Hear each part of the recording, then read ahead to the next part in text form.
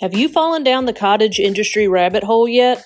Well, if not, buckle up, Alice, and click on over to the description in the show notes and sign up. Then you can get ready for the most fun induction into the cult of all things yarn and fiber. This will include, but not limited to, free yarn, free ebooks, patterns, coupons, and much more. You don't want to miss out.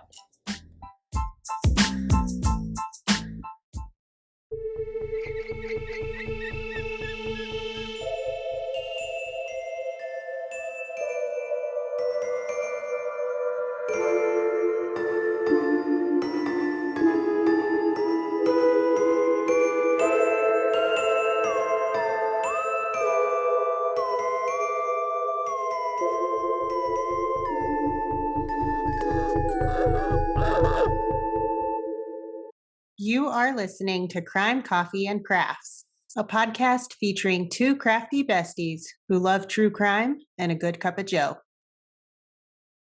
Hey, amateur sleuths. I'm Kristen. And I'm Heidi. Welcome. Welcome back to another episode of Crime, Coffee, and Crafts. It always, I feel like I'm going into like one of those old, like British, maybe like almost Tales from the Crypt. Like a British, like a BBC version? Yeah. Welcome. I love the Crypt Keeper. Hell yes. Mm-hmm. Anyway, how's it going, yo? It's going. Sorry, I keep like fidgeting. I'm trying to get my chair to stay forward and it's rolling back. Yeah, I had some internet changes and issues, so I'm borrowing a house to do this. Kristen had to go to the boyfriend's house. Yeah, I did, and I'm so glad that he let me borrow it because I don't know what I'm going to do at home. They've really got to do something different. We're going to try to figure that out. Yeah. So, for in the all meantime, those who are listening for free, if you wouldn't mind chipping in on Patreon so we could get Kristen some fresh internet. It's not that she can't. It's not that I can't have it and afford it. It's that the service is that where she lives is so unincorporated that there's no AT&T, there's no Verizon, there's no Spectrum, there's no nothing at her house. I checked all of them myself because I was like, this is insane. It's like satellite. Yeah, we have to do satellite internet, and I used to have that. It didn't work, and it was like $250 a month. No thanks. No one can afford that. No one can afford that except for Dwight. That's just that's his life. His priority. His lifeline is his TV. Yes. So, anyway. So yeah. How's the weather down there? Oh, it's disgusting. Is it it's like really gross? We're having like a lull in the heat here. Oh, that's nice. Well, I mean, I was like, woohoo, it's only going to be in the 70s. It's going to be 79. Like that's full humidity. And it's raining. Yeah. So we have had thunderstorms every single afternoon. Oh my God. I think we had one day where we didn't have a thunderstorm. Right. But it was like every time I was going to get done with work, it was like 3:00 every day. Big old thunderstorm, whiteouts, and as I'm trying to drive home, and then if there's disabled motorist or something, you got to stop. So it was. Yeah. It's been an interesting week for weather, and today is supposed to be nice. I think, maybe. Fingers crossed. Yeah. I hope it's good on Monday, Tuesday, Wednesday, because David and I are taking the kids on a little mini vacation. So. Adventure! Yes. Going to Carowinds and to a gold mine. That'll be fun. Yeah. I'm looking forward to getting out of town for a couple days. Yeah. Yeah. The last time I went anywhere was last October, I think. Right. And that was to your house. That was too long ago, and it's almost October again. I know. Yeah. So other folks around the world, we hope you're having better weather. I think we need to like get you a flight up here and then back. Yeah. For like a quick. I know. We need to have we have a few episodes again. We together. have to do our Oktoberfest in this studio. Right? That would be nice. That would be nice. Oh, all right. Well, I've got one of my favorite shirts on that Kristen got me. I know. I love that one. I run on coffee and horror movies, and it's got a skull and coffee. And a coffee mug. And I've got my giant mug because nice. Yes, I needed it. Yes. And I have my backup. I have my little one because the boyfriend gave it to me, and it's at his house. You know, we're here at his house. So I have to represent real quick. Forager Coffee. This is a local coffee shop that's new. Oh, nice. And it's funny because it's in the same exact location that my old favorite coffee shop was in before they moved to a new location, and then the shit hit the fan at this new location, so they don't exist anymore. That's a bummer, unfortunately. But I'm super excited about this new coffee shop. It sounds interesting because their coffee is fucking good. Yeah, sounds good. Speaking of coffee, all right. What are we drinking today? Today's coffee is a very important coffee. So important, we're both drinking it. We both have it. At the same time. Yes. This is TBD.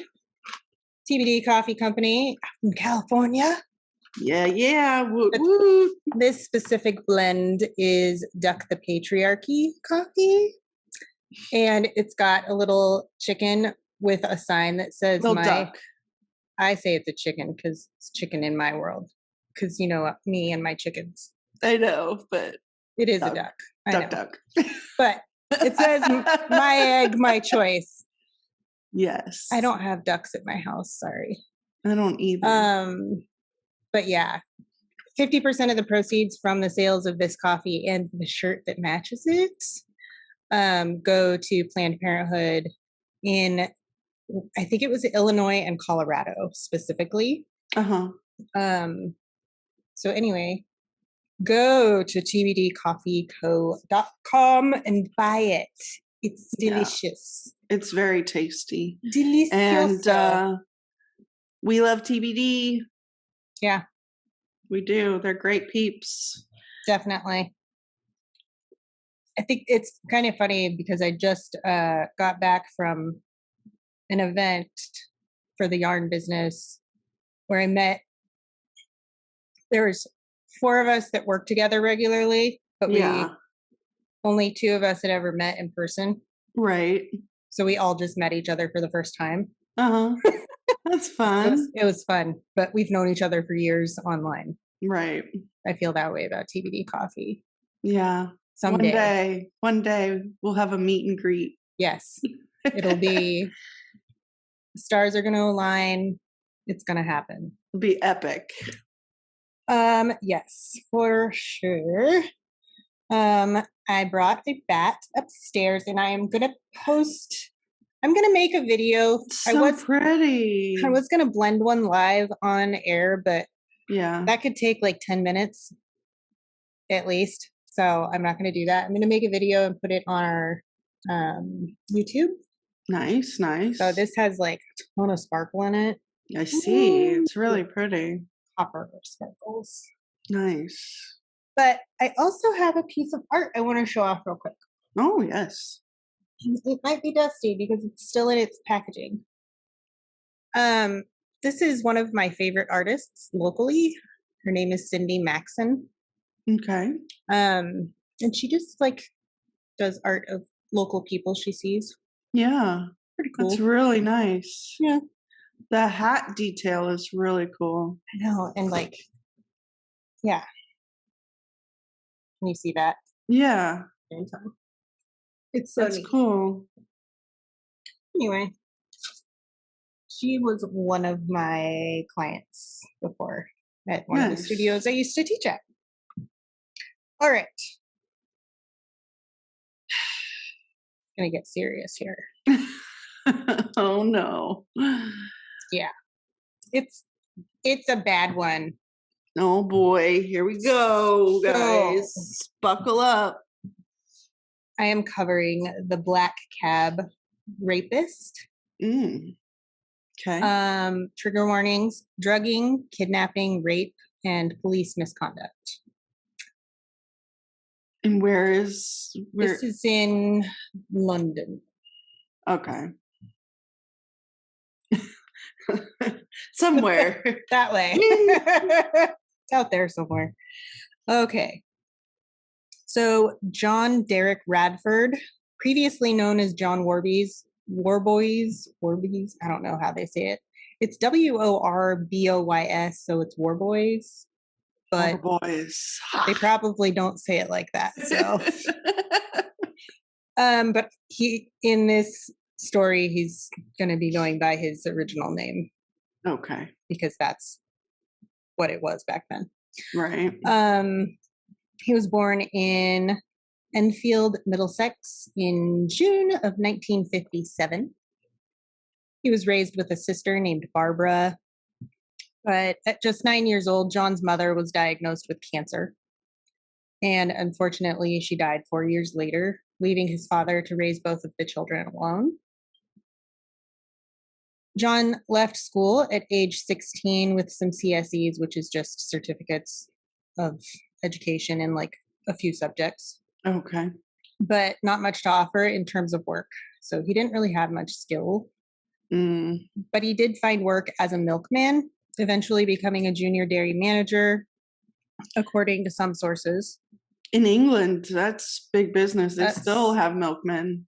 Oh, that would be incredible if we had actual milkmen here. Yeah. I remember when I would visit my cousins, their milk would be delivered in glass bottles, and it was cool. Probably really good milk too. Yeah. I don't think I drank it. Even back then, I don't think I drank milk, but yeah. I mean, you kind of did sometimes. Yeah. But not like in tiny, tiny doses. Yeah. But yeah, that was before. Before the death allergy. Yeah, before you started dying from it. He was also a security guard at some point. I don't know when. There's not a lot of information on that stuff. But these jobs just weren't for him, I guess. John was a stripper for 13 years. Wow. Oh, my. I know. Oh, that turned quickly. Yes. From 1987 to 2000. Oh, that was big time for strippers. I know. Yeah, it's popular. Yeah, so he was often working ladies only nights and quote hen parties, which is fine as long as you're not also a shitbag rapist. Right. Yeah. I mean, just a thought. But a hen party, for those that don't know, is the British version of a bachelorette party. Yeah. I love it. A hen party. I know. During this time in his life, he was living alone in South London before he met and subsequently married his wife in 1991. Their marriage lasted between 4 to 8 years, depending on the source. That's kind of a big gap there. That is. Yeah, that's interesting. With her stating that John had sexually assaulted her daughter. And that he had admitted to assaulting another woman whom he had followed home. She also stated that she knew on her honeymoon that she had made a huge mistake in marrying him. I'm guessing that was a violent wedding night, maybe. I don't or just creepy think so. Creepy feelings of things. I don't think that he was necessarily violent. Yeah. He was just creepy. ick. You could just, when you can feel the creepy crawlies.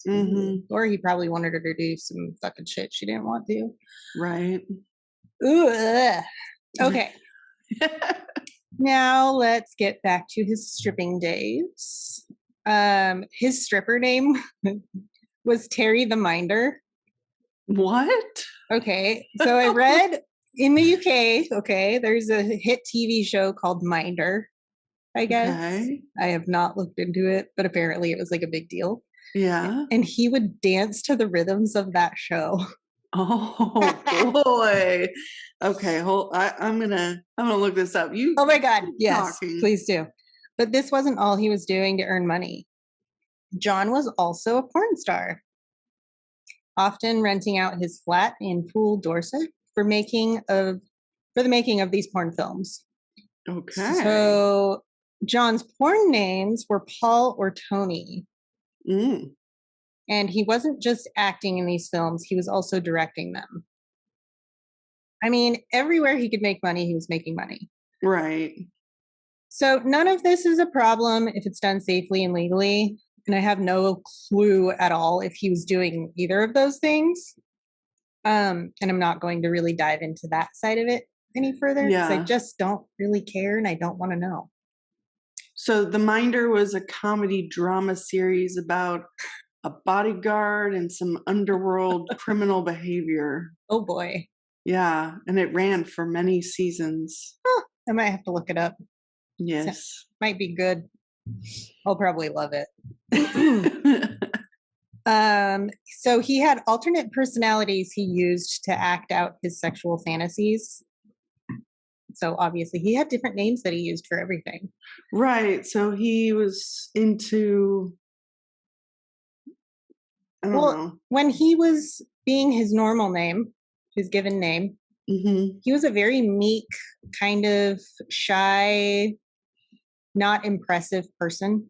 So he liked to role play so that he had more confidence. And so he could like impress people, get them to like him.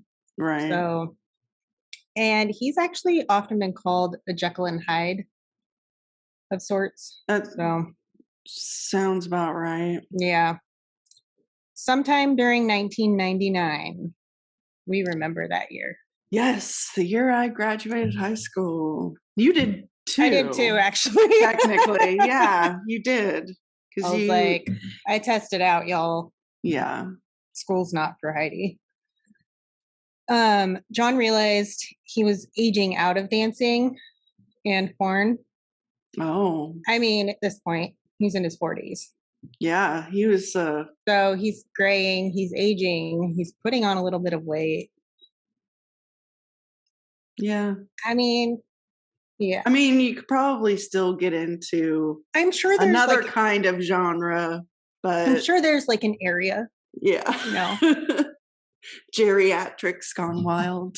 Oh my God, that would be awesome, dude. We're in our 40s. We're not geriatrics. Oh, that's fucking funny. Okay, so back in 1996, John had already studied and passed the kind of course that you have to do to become a licensed cab driver. So he was already doing this on the side. That's kind of creepy because I was in England during the summer of that year. You could have taken a ride with him. Yeah, if we had taken cabs, but we were all about the walking and the subway. Well, yeah. So mind the gap. Yeah. Minder the gap. Sorry. I couldn't help it. So he now had the perfect job with the perfect hours for him to do what he really wanted to do. And that was to drug, kidnap, and rape women. Ugh, so such a creep. The prime time for him making money was in the evenings and like at night. 10 to 3. Middle of the night. Way later, even early hours of the morning. Yeah, like so 10 p.m. to 3 a.m. is probably so he's window. Picking up people, these drunk women coming out of clubs, which, what a fucking piece of shit. Honestly. Yeah. Taking advantage. Telling them, oh, I'll give you a ride home no matter what. Like, don't worry about it. Mm. So it was about 5 years later. So 5 years after 96. So we're in 2001-ish. When John was prescribed a heavy sedative. Yikes. Ooh. So this, yeah, I already said that. So a doctor prescribed him the heavy sedative? Yes. For what reason does it say? No clue. Insomnia? Probably insomnia. I could use that. Right? Knock your ass out. See these bags? Kristen doesn't know how to sleep. It's because of your job. I'm telling you. Well, and your life. You've got so much you take care of. It's hard to sleep when you have all these things going through your head. Yeah, doctor said I have an OCD. Duh. I finally got my diagnosis. ADHD, OCD. Yeah. I'm so excited for you. Yeah, I didn't mean to. No, really that's awesome. Segued. Oh my God. I'm so at 41, I've been diagnosed properly with ADHD and I have a form of OCD. It's not the form where you're not doing you this have like all the time and washing your hands constantly. No, I do. But not, I mean, I'm not that bad. I mean, you do, but. I used to do it worse. It's gotten better, but yeah. No, my OCD is over thinking that I'm not going to wake up on time in the morning. Yes. So I never sleep. Damn. Yeah. Yeah. This is why you trust your alarms. Yeah, I don't have any trust. I trust my phone alarms. Apparently I don't. I set them loud as fuck. Yeah. And then I go, ah! So anyway, everybody, yay for Kristen because that's super exciting. Yeah, it's one step closer to treatment now. Fuck yes. Okay, yes. I'm so excited. Woohoo! Okay. Back to my terrible, terrible story. Yes. Okay. So he apparently didn't take the prescriptions. Well, clearly he himself probably decided to use it. He stockpiled them and started building his rape kit. Ugh. Like he actually pre-planned all of this. So in his rape kit, he had gloves, mini champagne bottles, vibrators, a flashlight, condoms, and sleeping pills. So on top of the sedatives, he had sleeping pills. Yeah. Oof. He was very serious about this. Yeah. Yikes. So he would combine his prescription sedative with an over-the-counter medicine that when given to his victims, they would be left unable to fight him and barely conscious. Which, you know, leads to not being able to remember what happened.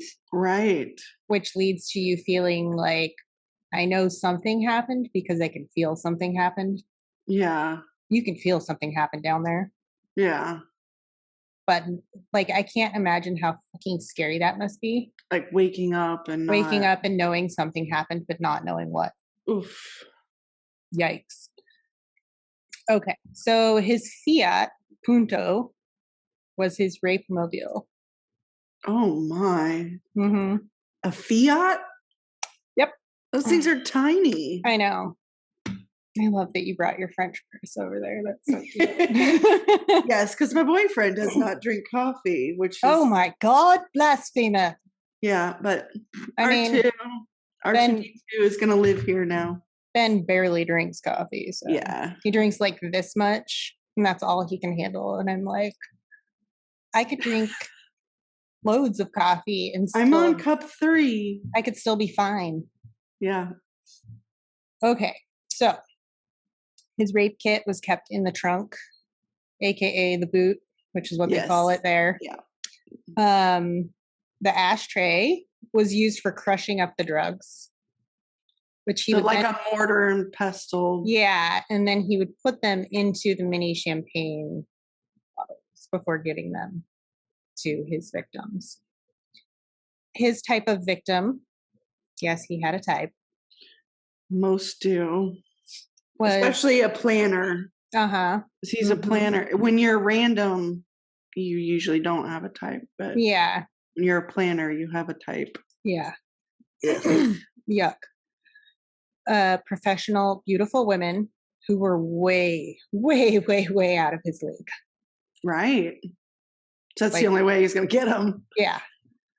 Late at night, he would pick up these unsuspecting women and tell them he was celebrating his big win in the lottery or at the casino, offering them drinks. This is a fucking cab driver. That's crazy. Like, what? And he always had fat wads of cash in a money bag to make his story more plausible. Right. He was also reported as asking two 19-year-olds if they would be interested in topless modeling, saying to one of them, quote, "You fit the boat." Oh. Yuck. I feel like I've met guys like that before. Yeah. A lot of them. I think we have. Yeah. So once the drugs had kicked in, John would rape his victims. The women were left with little to no memory of what had happened, but I'm sure they could feel something had happened to them, like we were saying earlier. Right.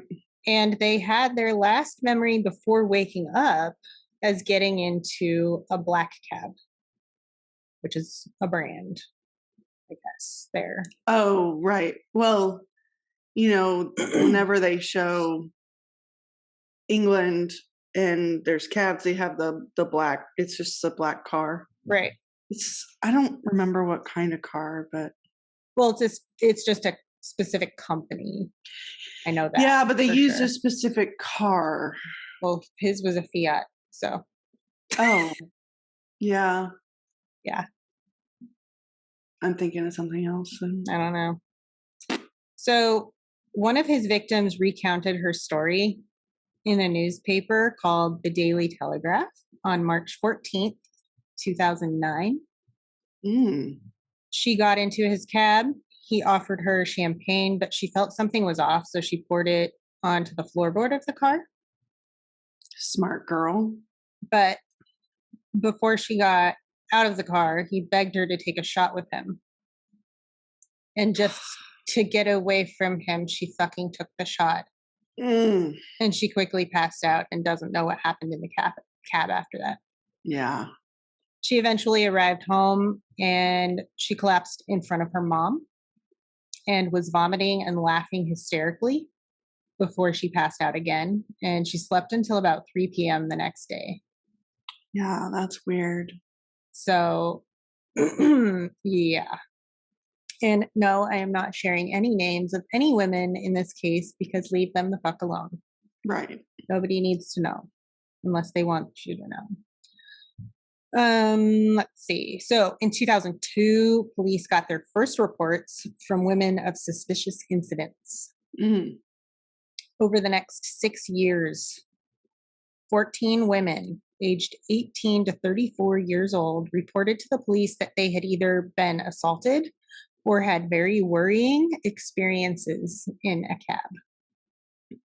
And let me guess, they didn't do any follow-ups. No. Yeah. Ugh. Yeah. It's fucking infuriating. All of these stories had similarities, of course, but the police, for some reason or another, failed to link them. Which, honestly, like, during that time period, seriously, so many things were linked in computer systems and shit. Like, what the fuck? Yeah, that's questionable. Yeah. I feel like they would have had a centralized system, at least. Something. Yeah. But John Warboys had not just one address also. So he had several different addresses, several properties in different areas because he just saved all his money and bought property. Interesting. Yeah. So in 2007, John Warboys was arrested for sexual assault. His victim was a 19-year-old student. Unfortunately, he was released on bail after CCTV footage revealed that the young woman had kissed him as she left his cab, which kind of fed John's story that the sex was consensual. Right. But like, seriously? So the case was dropped. They just let it go. This specific department came under fire several times over the years, and not just for dropping the ball on this case, but several other cases. So gotta have your follow-ups. At least follow up, for fuck's sake. Like, you had one job. It's literally your job. Okay. But the story doesn't end there, because John was on the loose now. Yeah. So from July... Free to be him. Yeah, free to be a shitbag. So gross. From July 2007 to February of 2008, he assaulted many, many more women, often pulling up to them with his cab light turned off and offering to give them a ride home, even if they didn't have enough cash to pay for the ride. Yeah, because he was getting payment. Yeah. He was taking payment. He was taking his payment. He was 100% planning on making these women feel safe with him, which they never even batted an eye at because he was such an unassuming person. Right. Until he flipped his switch.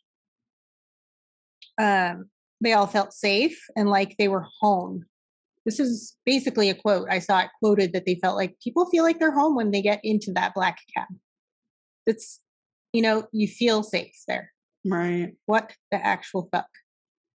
Especially like at 3:00 in the morning, coming home from a club, Come on, man. They had no reason to think anything was wrong until it just was. And they would accept the champagne from the cab driver who just won the lottery. Then they would slowly pass out. And when they awoke, John would be in the back seat next to them, often rubbing their leg. Oh. Right? Blech. Just 10,000 creep factors. Right? Yeah. No.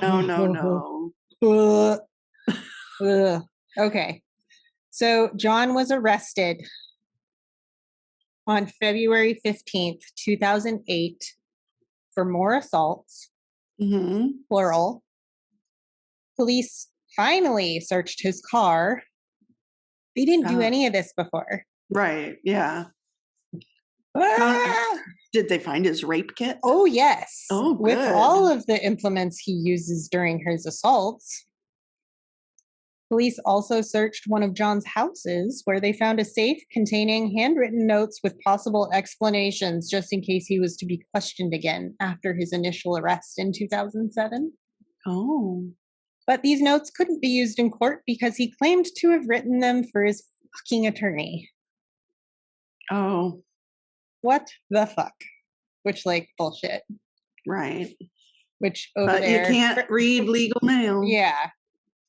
So John claimed his innocence throughout this period. He would state that all of the women who were now accusing him had consented to having sex with him. Bullshit.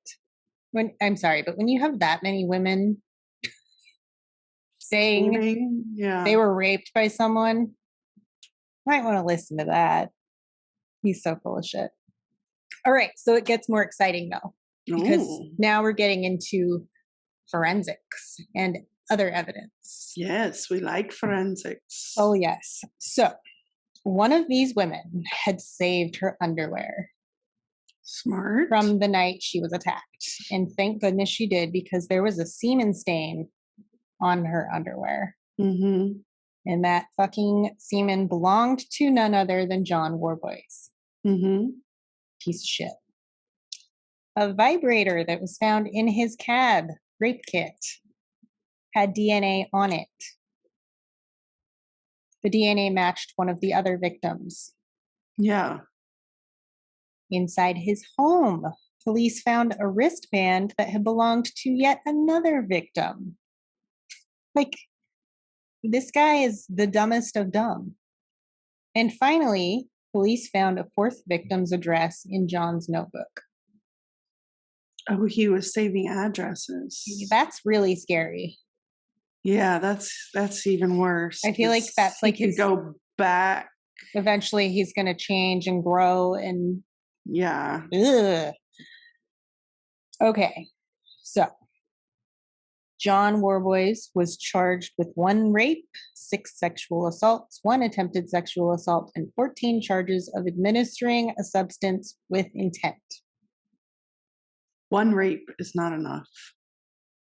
Well, I think it was only 1 they could for sure prove. Yeah. So. Sounds like he needed a lot more charges than he got. It's all going to turn out okay, though. As long as he fucking gets locked up for the rest of eternity. Yeah. Yeah. We do need harsher sentencing on this type of shit, though. Yeah, we do. Okay, all of these things he pled not guilty. Of course, because like it was consensual. Okay, so the trial. 14 different women testified against him in court. Those are tough women, strong, very good. And you'll never believe what his excuse was. Oh. Something stupid? Because it sounds like it would be something it's stupid. It's going to make you want to fucking shake him and beat the shit out of him. John Warboy's excuse was that he hadn't gotten enough cuddles as a kid. Because his mom died and he was raised by a single father and he didn't want to put any shade on his dad. But, like, what? I have no words. Are you fucking kidding me? I didn't get cuddled as a child, so I decided to rape many women. Lots of people don't fucking get cuddled as children, you piece of shit. Oh my God. Ugh. Gross. Okay. He even later wrote a letter to someone stating that he had never recovered from his mother's death, which, you know what? I get that. I understand. But that doesn't give you an excuse to do these things to people. No. So his defense counsel described him as a socially inadequate individual. I agree. But said that that doesn't make him guilty. I disagree. Yeah. Yeah, he's guilty. They stated to the jury, what have the prosecution, this is a quoting, okay? What have the prosecution got? They have got a lot of young women who had a very strange experience in the back of a taxi. It is not normal to be offered a drink by a taxi driver. The temptation for the jury is to say he is weird. He must have done it. Don't fall into that trap. End quote. Was that the defense attorney? Yeah. His closing statement or closing argument? Yeah. Oh boy. Yeah. I'm sorry, but he did this behavior to all of these women that he raped. There's clearly guilt. Well, and I don't know about you, but to me, it sounds like they're kind of victim blaming. Like, what? Yeah. They're shaming the Don't victims. shame the victims. It's not their fault. Yeah. In reality, he's just a piece of scum who played up his nice guy act and his sad act. He was, just a sad sack of shit, getting sympathy from his victims before he attacked. Yeah. That's so gross. No bueno. Okay. So we're about to go through this kind of yo-yoing of emotions. Oh. Just a heads up. On March 13th, 2009, John Warboys was found guilty on 1 count of rape, 5 sexual assaults, 1 attempted assault, and 12 drugging charges, all committed between July 2007 and February 2008. So that's just a small period of when he was active. Yeah. And if only the original police who had picked him up had done their fucking job. None of these things would have happened. And he was sentenced on April 21st, 2009 to an indeterminate sentence of imprisonment for public protection, which, I wish we had that here in the States. Yeah. The second part I don't really like, with a minimum of 8 years. Well, he has to do at least 8 years. Yeah, But it sounds like he's 40s. going to do more than that. Oh, yeah. So basically, he won't be set free until unless the parole board feels he doesn't impose a threat to women any longer. Yeah. And Well, he's always going to be a threat to women. yeah, exactly. And the judge ordered that he is banned from driving for profit ever again. Good. So even if he does get out, he's never going to be a cab driver. Yeah, but he'd have to resort to other things. Right. Other methods. Mm-hmm. This story isn't over, of course. The police misconduct was looked into, and it was concluded by the Independent Police Complaints Commission that proper investigations totally could have prevented some of these attacks. Which, duh. Yeah, I mean, the same police mishandled another prolific serial sex offender named Kirk Reed, which I did not look into yet, but I will. Okay. So this is one little department.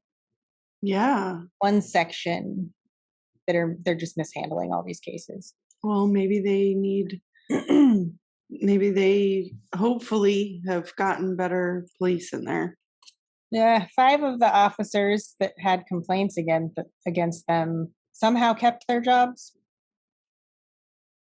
And one of the victims said that when she reported her assault to these police, they laughed at her. Mm.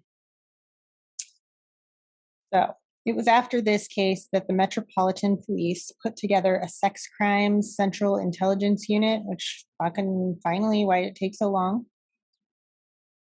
So at least there's that. Yeah, that's good. Fast forward to 2010. The Metro Police had now received another 102 complaints from women in 2 different areas. Holy smokes. It is now believed that John Warboys could have drugged and sexually assaulted at least 100 women in the 13 years he was an active cab driver. Holy mackerel. In February of 2014, 2 women received damages in a lawsuit against the Metro Police for their human rights being breached. Mm-hmm. Which, good. Fast forward again to January 4th, 2018. So this really isn't that long ago. The BBC reported on this day that John Warboys was going to be released from prison. Oh, Say no. what? Like, no. seriously. Okay. Everything's going to be fine. I hope so. Roll with me. Just keep buckling in, guys. Keep buckling in. It's going to be okay. Apparently, the parole board had a hearing in November of 2017 where they decided John could be released on the agreement that he met with his probation officer every week and he not have any contact with his victims. This strict rule would be in effect for 10 years. If he breached the agreement, he would be sent back to prison. So the day after the BBC let the cat out of the bag, the chairman of the parole board made an apology due to some of John Warboys' victims not being informed about this decision. Like, you had one job, dude. You're supposed to inform people of their attacker being released. Right. In March of 2018, the chairman of the parole board resigned following the successful challenge to reverse the release of John Warboys. Thank God. Which is great news. I went through a roller coaster of anger while I was researching it because I was like, what? Literally yelling fuck you to my computer. So, yeah. Yes. So, the original prosecutor in John Warboys' case had been working on some fresh cases against John with victims that weren't included in the original case. On May 1st of 2019, just 3 years ago, John Warboys was slapped with 4 new charges of sexual offenses alleged to have occurred between 2000 to 2008. A hearing was set for May 23rd, and in June of 2019, John Warboys admitted to these new allegations. So at least he's finally like admitting to something. Right. Yeah, he's taking some blame. Yeah. Okay. Are you ready for this? I don't know. You threw a lot at me. This is a good one. Oh, okay. December 17th, 2019. I put 2009, but it was 2019. Okay. John Warboys was sentenced to 2 life sentences with a minimum of 6 years for these 4 attacks. During this hearing, it was revealed in the court that John had admitted to a psychologist that he had pushed alcohol on 90 women. Holy mackerel. He stated that 1/4 of them had been drugged. That's a lot of fucking women, even if it was just 1/4 of them. Even one woman is too many. Yeah, you shouldn't be doing this behavior, period, guys and gals. Yeah. Nobody do it. So he's in prison. And I put in here, John Warboys, if you're listening, I hope you rot in hell, you piece of shit. Because seriously, nobody fucking deserves that kind of shit. No, nobody does. And I hope that he's getting the worst treatment possible. Seriously. Yeah. Just gross. You're a gross dude. I hope a cockroach climbs into your ear. Oh. Anyway. Gross. Anyway, that's my case. So he's still alive. He's still alive. In like a central prison in England. He is in prison. Nice. Sources. Wikipedia was where I originally found him. Guardian.com. And newspapers.com. Oh boy. Yeah. A lot of good stuff in there. I upgraded our newspapers.com account because I was sick of like, you can only see this if you have this account. Well, you know what? Newspapers.com. Now I do. So. Yes. My next case, I'm going to use it. Fantastic. I had already had all my research done when you upgraded. Got my little post-it notes of like potential cases I need to look into. Yeah, I have a whole list. My little sister was like, you need to look into these 2 cases. Nice. There's like a weird connection. Yeah. To them. Interesting. So, yeah. Fun. I know. Fun times to look forward to, guys. Especially after that creep. Yeah, sorry guys. But you know, and it also goes back to another safety lesson. Don't take a cab alone, especially if you're a female. Yeah. And maybe try and have a trusted person take you home. Yeah. Try and set up a designated driver that is a safe, trusted. Right. And it's not that we're saying it's their fault. It's that because there are people out there like this piece of shit, we have to be vigilant. We have to take care of ourselves. We can't take risks, unfortunately. We can't trust people, unfortunately. Unfortunately, yeah. We have to stay safe. I don't trust anyone. I don't either. And that goes back to my trust of alarm clocks. Yeah. Like that's why I'm so freaked out that I'm not gonna wake up on time. I know. You must have like PTSD from your alarm clock not going off when you were younger. No, it goes happened. back to something happened with your damn alarm clock. I think the biggest part was there was somebody that was always late. Oh God. I don't want to ever be late for others because I know how that feels. Right. So I am habitually early to everything. This is why Kristen and I are really good friends. Yeah. Because being late is not an option. No. Being on time is not even an option. I don't like to waste people's time. Being 15 minutes early is on time. Yes, correct. That is exactly right. Showing up right when you're supposed to show up. If you're on late. Correct. That's what I always say. If you are on time, you're 15 minutes late. Basically, yes. Be early for your people. Yeah. It's important. Because if you're not, it creates a lifetime of trauma and now I can't sleep. For real. Holy shit. My doctor's putting me on a sleep study, so. I am so excited about this because I want to hear about it. I want you to tell me everything. I will. Oh. But anyways. Okay. Go check out our merch, y'all. And also stay tuned. We're creating Share on new the gram. things. We've got new stickers coming and I'm so excited. The proofs are going to be here shortly. I really hope the samples are what we want because the last ones were not great. We're not good. So, but this time we got die cut stickers and the material they're made with is like UV resistant, waterproof, like you could put them on your bottles and cans. Just clap your hands. You just clap your hands. Don't forget that one. Nice. Oh, that's also from the coffee shop. Love it. This one's the most important one. Ah, yes. Anyway, because she's like, yeah, fuck you and your rules. Right.